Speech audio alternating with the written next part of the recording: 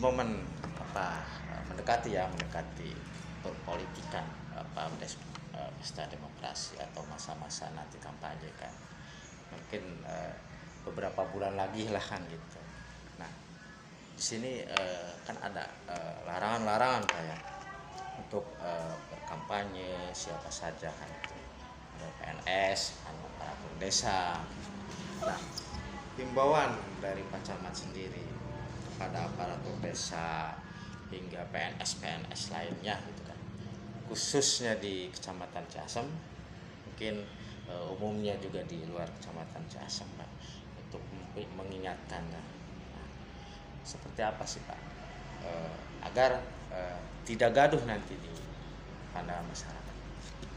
Ya tentunya atas nama pemerintah Kecamatan Ciasem, atas nama juga sebagai unsur pemerintah diantaranya, menghimbau kepada penyelenggara dan peserta pemilu ya. Untuk sama-sama menjaga pemilu ini mudah-mudahan berjalan dengan aman, tertib, lancar, jujur dan adil ya. Amin.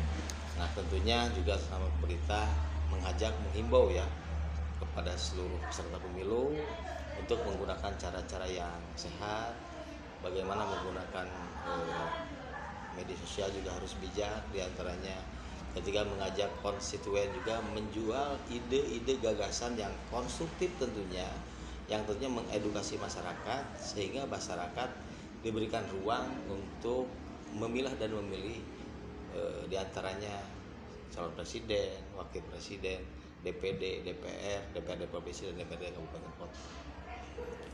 Nah tentunya kami juga berharap panitia pengawas pemilu tentunya ya jadi unsur kalau di kecamatan ya Panwascam, kemudian penyelenggara pemilu juga PPK juga bisa mengedukasi masyarakat dalam hal ini, mampu menjaga kondusivitas ya, bagaimana memberikan edukasi kepada masyarakat, tentunya bisa menggunakan dengan cara-cara proporsional, dengan cara-cara yang profesional sesuai dengan tugas pokok dan fungsinya, dan tentunya sesuai dengan sumpah jabatan mungkin yang diemban. Kami juga menghimbau ya tadi himbauan kepada unsur birokrasi dimulai dari tingkat, kalau kita di tingkat kecamatan dan tingkat desa sebagai unsur pelayan masyarakat, dan juga bisa bekerja secara profesional dan proporsional, tidak memihak, bahkan bersifat netral untuk menggunakan tugas pokok dan fungsinya sesuai dengan apa yang ditentukan dalam aturan perundang-undang. Ini harus netral Pak ya. Tuh. Nah, oke. Nah di sini kan ada tingkat dari mulai ketua RT Pak ya, ketua RT, RW sampai kadus sampai kepala desa dan pejabat lainnya di atas kepala desa, PNS tentu. Nah boleh tidak sih Pak, ketika sekarang ini memang jauh lah masa kampanye ini masih jauh. Nah misalnya nih ada oknum lah kan, kita katakan oknum di medsos misalnya, seperti ada stiker atau alat peraga kampanye memposting alat peraga salah satu calon hotel, paling itu apalah. Nah boleh tidak sih Pak seperti itu? Nah tentunya ini menjadi ranahnya dari panitia pengawas ya, tentunya nanti yang bisa memberikan katakanlah penilaian dan sebagainya ada ranah panitia pengawas ya. Tidak dalam posisi kami, mungkin kami hanya menghimbau tentunya kepada peserta pemilu siapapun, kepada unsur pemerintah dalam hal ini mulai dari tingkatan RT, RW, masyarakat, tentunya bisa menggunakan jabatannya tentunya bersifat netral dan tidak memihak ya. Kalau katakanlah tadi bertanya apakah boleh atau tidak, itu nanti menjadi ranah panitia pengawas pemilu. Mungkin ada pesan-pesan yang lainnya Pak? Ya harapan saya mudah-mudahan di Ciasem ini yang notabene hak pilihnya lumayan besar ya, kedua terbesar setelah Kecamatan Subang, mampu melahirkan pesta demokrasi ini dengan riang, gembira, damai, dan menghasilkan para wakil rakyat tentunya mulai dari DPD, DPR, DPRD provinsi, kabupaten kota, yang profesional, proporsional, dan tentunya bisa mensejahterakan masyarakat di Kecamatan Ciasem. Ini ada juga yang penting nih Pak, mau satu lagi. Nah, ada misalnya nih, itu tadi juga kan momen-momen mendekati pesta demokrasi perpolitikan. Misalnya ada suatu desa nih, kan dana desa ini kan mulai sekarang direalisasikan seperti infrastruktur jalan. Nah, ada misalnya, oke lah ke kepala desanya, misalnya ada tim dari kepala desa mengatakan kepada masyarakat bahwa ini loh jalan ini tadi, jadi tidak mengatakan ini dari desa, misalnya ini ada satu jangan lupa ya calon ini, misal calon DPRD nah, ini juga jalan ini ada bantuannya dari beliau, misalnya ada ikut andil lah kan. Padahal itu dana desa Pak, mungkin ditumpangi lah misalnya.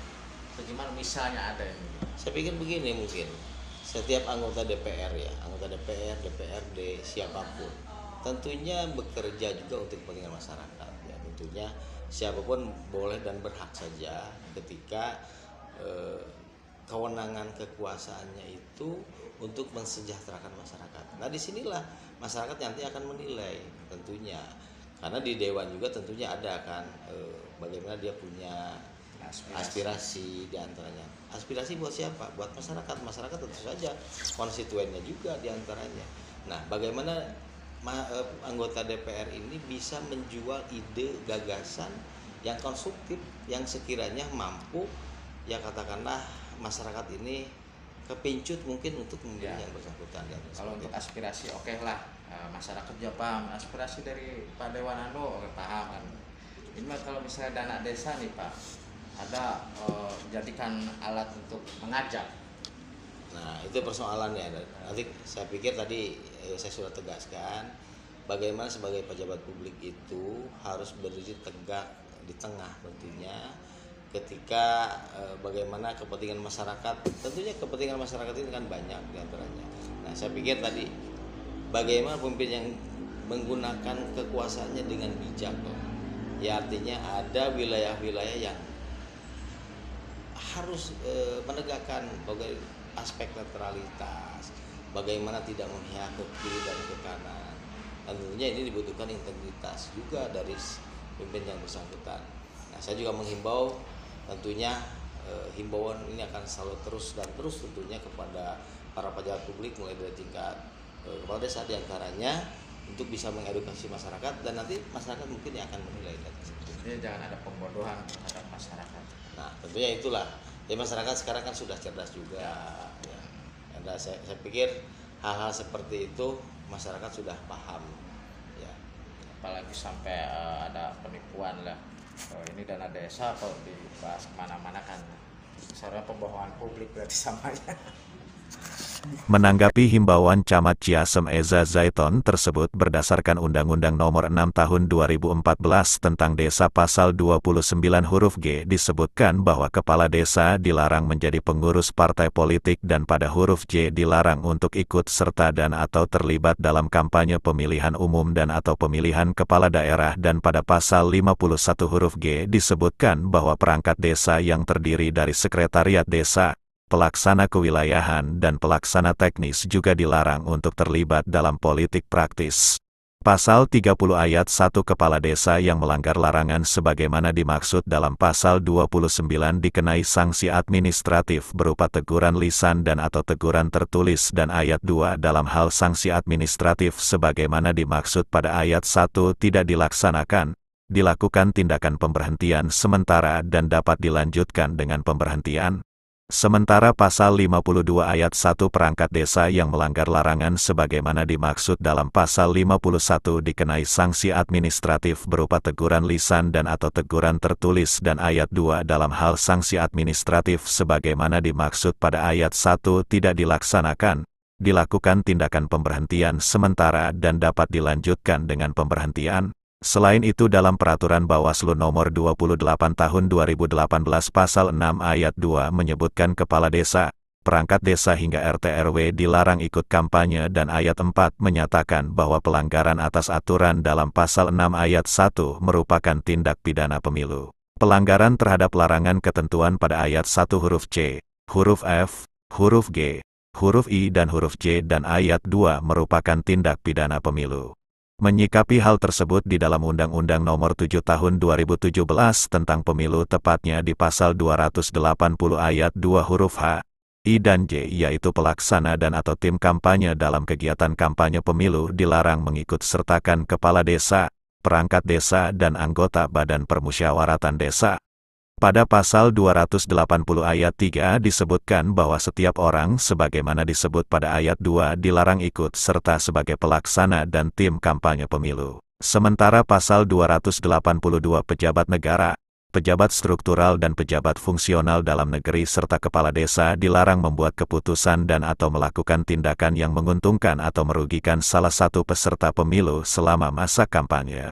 Selanjutnya pasal 490 menyatakan setiap kepala desa atau sebutan lain yang dengan sengaja membuat keputusan dan atau melakukan tindakan yang menguntungkan atau merugikan salah satu peserta pemilu dalam masa kampanye dipidana dengan pidana penjara paling lama 1 tahun dan denda paling banyak 12 juta rupiah. Pasal 494 juga menyatakan setiap aparatur sipil negara, anggota Tentara Nasional Indonesia dan Kepolisian Negara Republik Indonesia, kepala desa, perangkat desa dan atau anggota Badan Permusyawaratan Desa yang melanggar larangan sebagaimana dimaksud dalam pasal 280 ayat 3 dipidana dengan pidana kurungan paling lama 1 tahun dan denda paling banyak 12 juta rupiah. Dari Subang, Jawa Barat, Hendra Galang, Perak TV melaporkan.